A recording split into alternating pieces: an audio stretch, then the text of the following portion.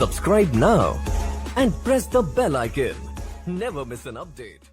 I love you Kartik. अगर तुम भी मुझे पसंद करते हो तो मुझे हक करो। सॉरी कार्तिक, तुम्हें मैं नहीं पसंद।